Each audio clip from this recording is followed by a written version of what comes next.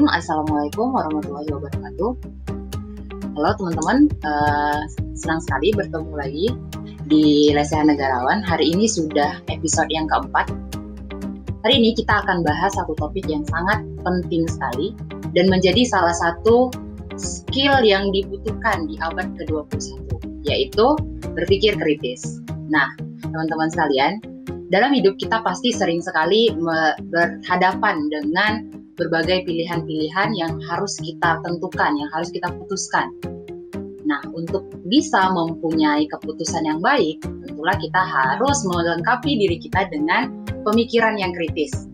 Karena tidak jarang banyaknya informasi yang kita terima membuat kita menjadi orang yang mudah terombang-ambing, membuat kita menjadi orang yang mudah terprovokasi atau akhirnya membuat kita menjadi gampang tertipu jika kita tidak memiliki kemampuan untuk berpikir kritis. Nah, hari ini senang sekali di samping saya sudah ada teman diskusi yang akan sama-sama kita mencoba membahas dan juga berusaha mengulik lebih dalam terkait dengan berpikir kritis ini. Saya kenalin ya, teman saya diskusi hari ini yaitu Maharani Arya. Yeay! Halo Rani. Gimana kabarnya? Sehat? Alhamdulillah baik, sehat. Walaupun musim hujan tetap sehat. Alhamdulillah ya. Batam lagi sering hujan ya.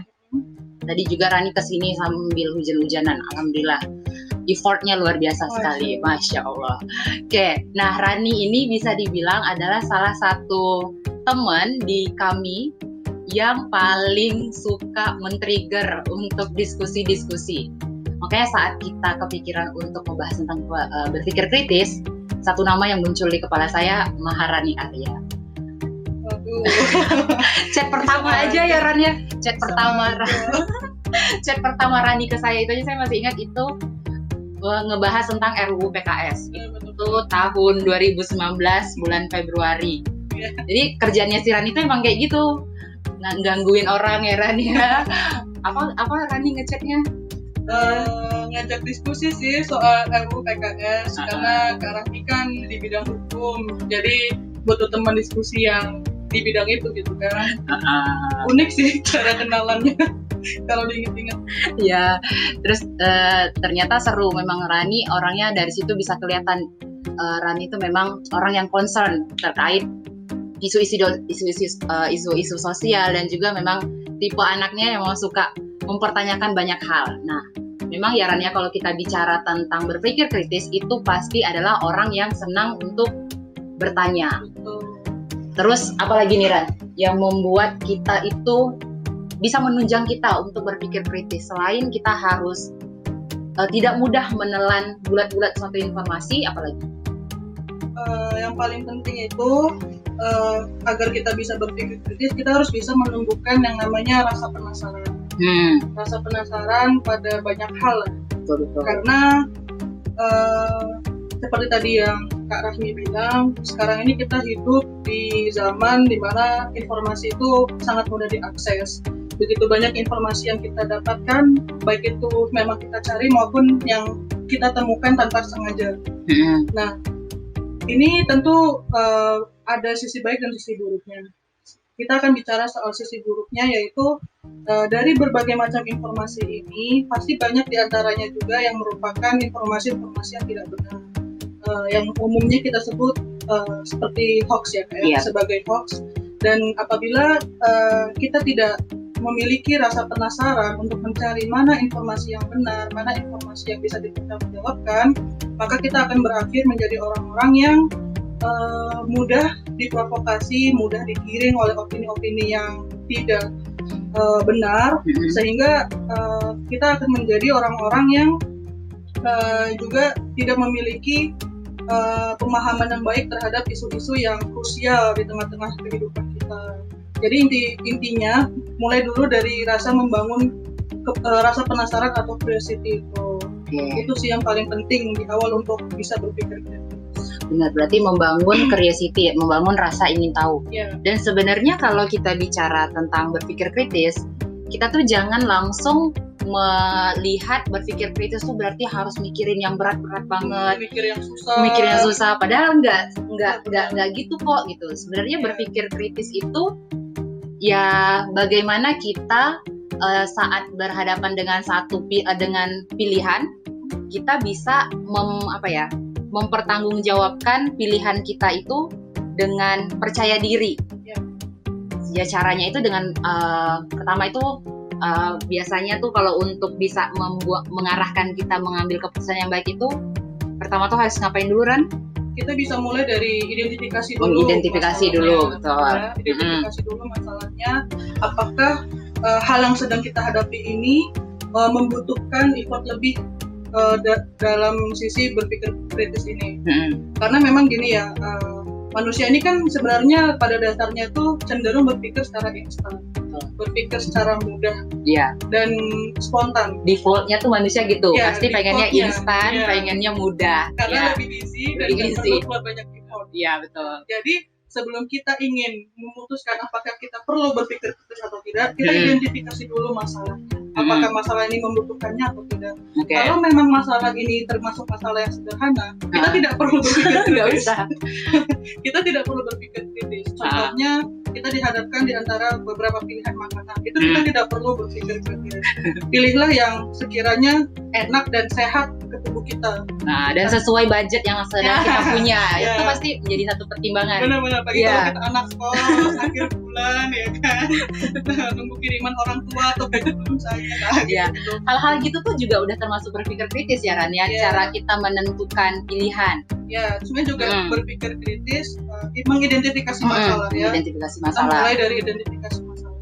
Terus yang kedua, setelah kita bisa mengidentifikasi, kita lakukan observasi terhadap masalah itu. Apa yang ingin kita selesaikan dari masalah ini? Apa yang ingin kita selesaikan? Setelah kita bisa menentukan itu, nah kita mulai nih mengumpulkan informasi-informasi yang relevan dengan masalah ini. Bisa berupa data, bisa berupa dengan pendapat para pakar. Kalau ini misalkan masalah yang topiknya umum ya, yang bertopik umum, kita bisa lihat dari pendapat-pendapat para ahli, data-data riset dan sebagainya. Setelah itu kita lanjutkan dengan menganalisa masalah itu. Kita menentukan pendekatan-pendekatan seperti apa untuk mencari solusinya dari masalah ini. Dan setelah kita menganalisa, ini yang paling penting di dalam berpikir kritis. Kita itu harus bisa mencari alternatif pendapat lain, jawaban lain. Karena permasalahan, semakin rumit suatu permasalahan, maka semakin besar pula usaha yang harus dilakukan untuk menjawabnya. Kita bisa mencari jawaban dari perspektif yang lain, sehingga apa yang nanti akan kita simpulkan, apa yang nanti akan kita putuskan itu tidak bias. Tidak bias ya. Jadi di dalam jawaban kita itu nanti jawaban itu sudah kuat, landasannya udah kuat kayak gitu. Jadi intinya sih berpikir kritis itu bagaimana caranya kita bisa berpikir secara objektif, secara sistematis, dan di dalam hasil dari berpikir kritis itu mengandung solusi yang istilahnya bisa kita terapkan dengan baik gitu. Tidak bias dan tidak subjektif dan bisa dipertanggungjawabkan. Oke, jadi sebenarnya berpikir kritis itu adalah proses. Yang ingin kita tuju adalah solusinya. Jadi problem solving. Kita ingin menyelesaikan masalah kita. Nah, prosesnya itu dengan berpikir kritis. Di tengah-tengah ini ujungnya baru bisa menemukan solusi dari permasalahan yang sedang kita hadapi, dari pilihan-pilihan yang sedang kita hadapi. Oke. Terus yang juga menurut aku penting tuh ketika kita berpikir itu adalah bagaimana kita itu tidak cherry picking, tidak bias, tidak karena kita sudah punya misalnya kita sudah punya satu pemahaman tertentu, kita terlalu fanatik sama satu paham ini sampai kita tuh tidak mau melihat perspektif lain. Nah itu bukan tidak bisa dikatakan sebagai pemikiran kritis. Kalau berpikir kritis artinya dia itu mau untuk membuka ruang, betul, harus mau open minded, tidak terkungkung dengan satu pemikirannya aja. Dan juga berpikir kritis itu bukan berarti saat kamu selalu menang, saat kamu selalu benar. Tetapi orang yang berpikir kritis itu juga adalah orang yang mau mengakui kalau misalnya pendapat dia salah. Iya, salah atau masih butuh untuk dikuatkan. Betul. Tidak bukan orang yang pokoknya aku tidak mau dikalahkan sama orang lain. Pendapatku adalah yang paling benar. Nah, itu bukan berpikir kritis namanya. Itu namanya apa ya sebutnya? Close minded. Close minded. Itu namanya close minded. Kalau begitu artinya semua orang tuh sebenarnya bisa berpikir kritis, bisa, ya kan ya? Bisa, dan itu bisa dilatih. Bisa dilatih. Karena memang berpikir kritis itu penting. Betul. Karena kita gimana ya? Nggak selamanya kita hidup hanya dihadapkan dengan pilihan-pilihan yang mudah. Setuju. Ya, karena hidup ini kan kompleks. Kita harus bisa mengantisipasi diri ya dengan salah satu caranya berpikir kritis. Apalagi tadi yang Kak Rahmi juga bilang di awal, berpikir kritis itu termasuk ke dalam skill-skill yang harus kita kuasai di abad 21 ini. Betul. Jadi manfaat berpikir kritis itu tadi selain membuat kita lebih percaya diri dengan keputusan yang kita ambil, karena kita sudah melalui tahapan yang tadi itu kita gather information-nya, kemudian kita evaluasi informasi yang kita punya, terus kita bandingkan sama perspektif-perspektif lain, hingga akhirnya kita jadinya percaya diri sama keputusan yang kita ambil. Terus dan bisa akhirnya dipertanggungjawabkan. Terus apalagi kira-kira ya manfaatnya dengan kita berpikir kritis ini?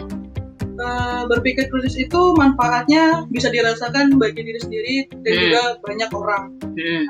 Kalau kita berbicara dari konteks diri sendiri, seperti yang tadi kita udah bahas ya, untuk diri sendiri membantu kita untuk memutuskan atau memilih dari sekian banyak pilihan secara tepat dan bisa dipertanggungjawabkan. Nah, sedangkan manfaatnya untuk orang lain, untuk yang besar, mungkin kita bisa hubungkan dengan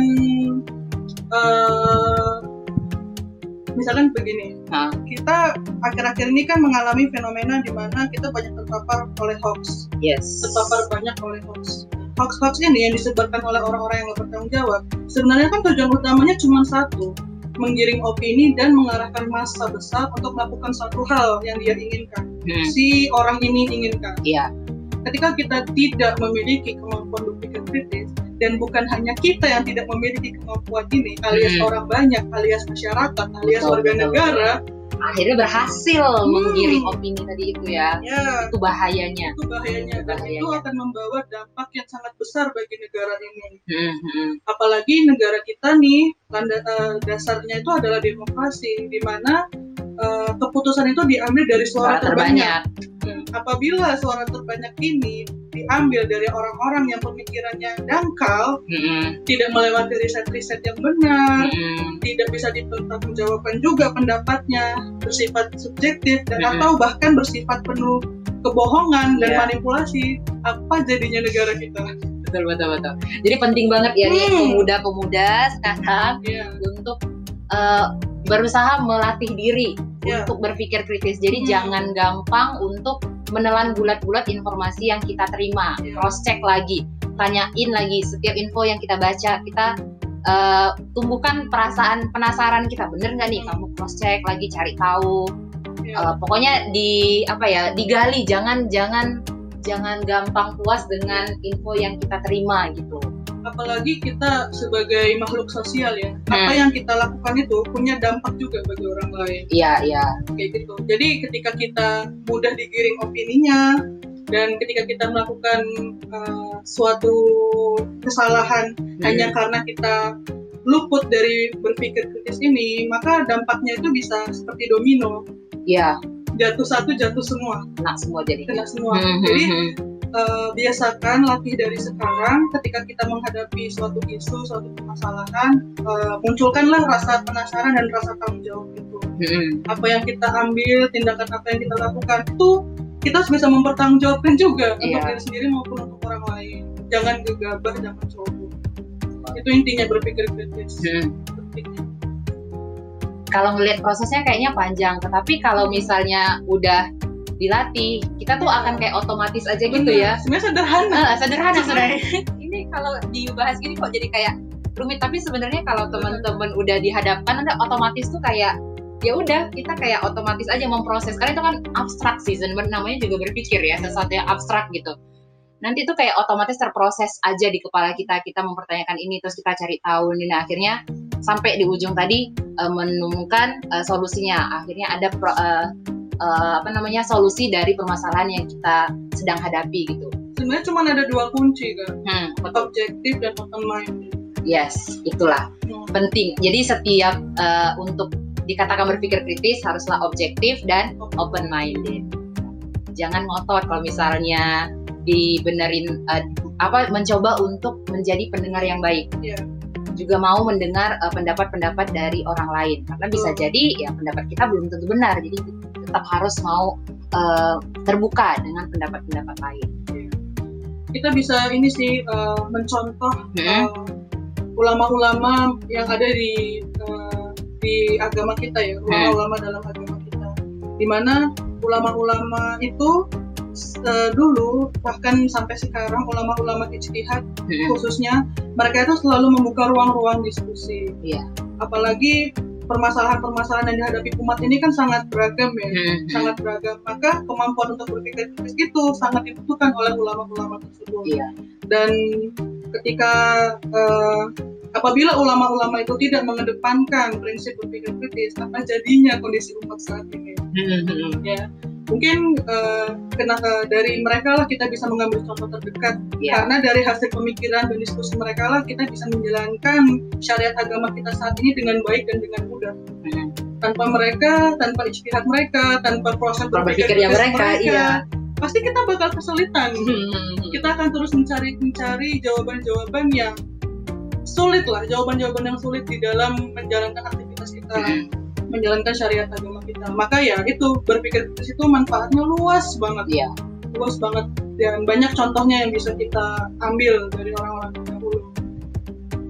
Kalau untuk kita nih, menurut Rani sebagai orang yang masih berlatih lah untuk berpikir kritis, cara apa yang bisa kita lakukan untuk melatih berpikir kritis ini?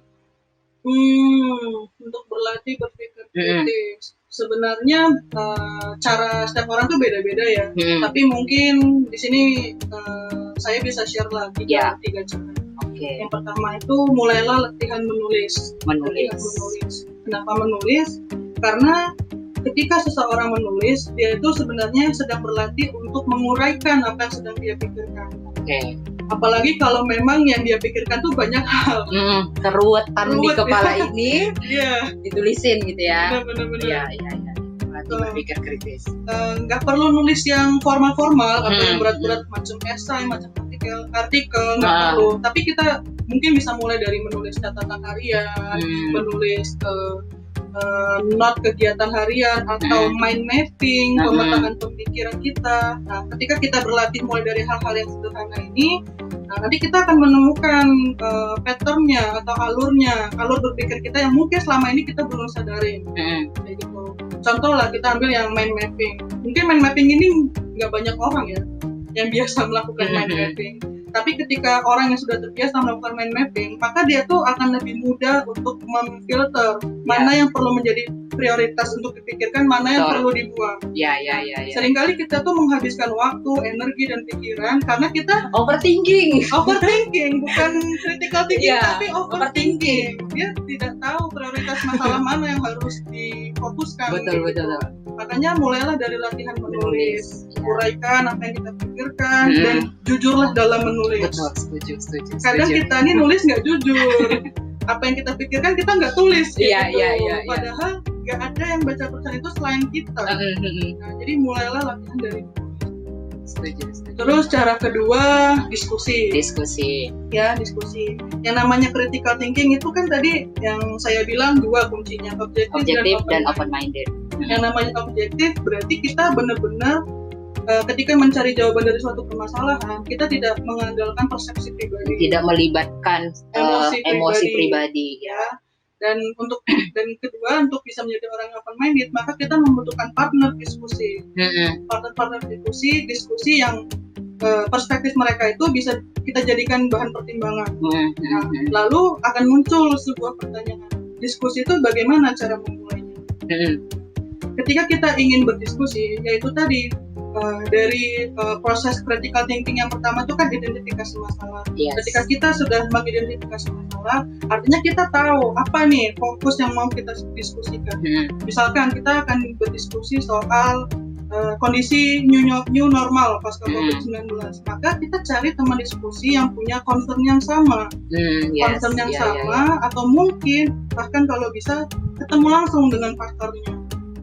Jangan sampai ketika kita ingin berdiskusi, kita justru mencari partner diskusi yang tidak satu frame pemikiran dengan dia kita. tidak punya minat dengan tidak itu. Tidak punya minat bahkan. Iya, nggak jadi diskusi. Itu kamu curhat sama dia. Benar. Bukan sekedar tidak punya referensi, tapi tidak punya minat gitu. Jadi buat apa diskusi sama dia? Jadi minimal carilah orang yang punya minat dan konten yang sama di topik itu. Agar jadinya dua arah. Namanya juga diskusi, bukan dialog kan? Benar, bukan dialog. Bukan dialog. Dan di dalam diskusi itu bukan monolog. Bukan monolog, tapi dialog. Tapi dialog. Interaktif. Iya, dua arah. Dan yang namanya diskusi itu kita membutuhkan kemampuan berargumentasi yang baik, bukan hanya sekedar beropini. Yes, Berargumentasi itu artinya kita menyampaikan pendapat dan kita punya penguatnya di ada faktanya, ada referensinya yang relevan dengan pendapat kita. Jadi bukan cuma asumsi ya. Bukan asumsi, bukan sekedar opini. Yes. Nah, makanya di dalam diskusi itu, diskusi yang sehat itu bisa terjadi jika antar dua orang atau orang-orang yang terlibat di dalam diskusi itu memiliki argumen yang kuat, pendapat-pendapat itu relevan dan mereka bisa menjamin bahwa pendapat itu sifatnya valid gitu, saling memberikan fakta, bukan opini-opini pribadi. Bukan opini-opini pribadi. Itu namanya cuma sekedar ngobrol. Tapi yang namanya diskusi yang sehat harus dengan pendapat berdasarkan atas fakta yang objektif. Gitu. Makanya diskusi itu sangat baik untuk melatih kemampuan berpikir kritis. Dan yang terakhir mungkin caranya berdebat. Debat, yes. Kenapa kita bilang debat itu bisa melatih berpikir kritis? Ya pasti kita udah tahu. Dari kita sekolah, kita tengoklah kawan-kawan kita yang peserta debat, atau mungkin kita sendiri pernah ikut lomba debat. Ya, pasti kan kita dituntut untuk berpikir kritis. Bagaimana caranya untuk menyediakan dua alternatif jawaban pada satu permasalahan. Untuk satu permasalahan itu aja sudah melatih kemampuan berpikir kritis kita. Nah, bedanya dengan diskusi di dalam debat ini, kita tuh harus terus bertahan, mempertahankan argumentasi kita. Tapi bertahannya harus yang intelek, harus yang elegan, bukan bertahan yang ngotot. Benar. Harus berdasarkan fakta, tidak boleh menyerang personal. Benar. Jadi yang dilatih di debat sebenarnya. Dilatih di debat. Jadi level berpikir kritis dengan cara berdebat ini itu udah advance. Udah advance. Jadi memang selain kemampuan berpikir kritis yang dituntut dari kita, tapi kita juga membutuhkan kemampuan untuk terhindar dari yang namanya kesesatan berpikir atau logical fallacy. Nah, ini yang sering banget terjadi, baik kita sadari maupun tidak kita sadari. Baik itu di dalam forum debat ataupun sekedar forum debat kusir di warung kopi.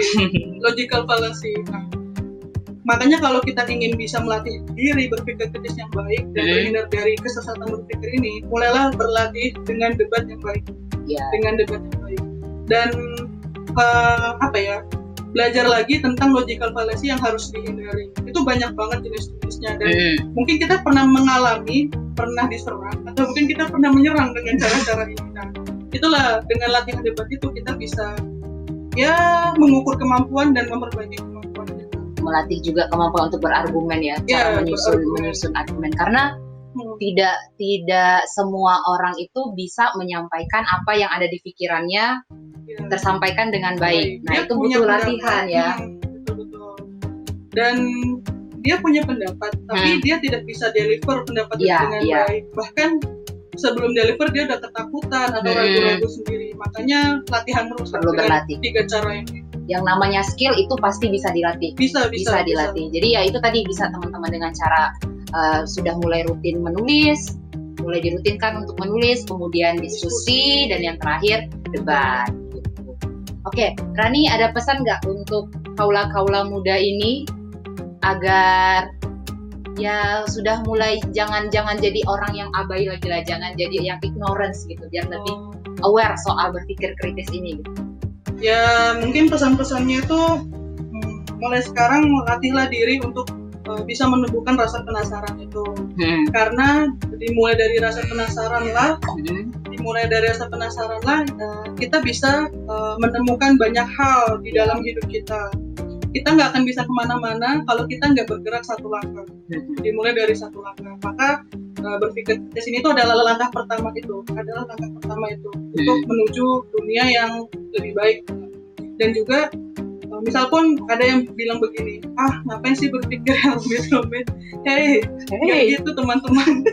Percayalah, hidup ini tidak selalu menghadapkan kita pada pilihan yang mudah. Pasti akan ada momen-momen tertentu kita dihadapkan pada pilihan yang sulit.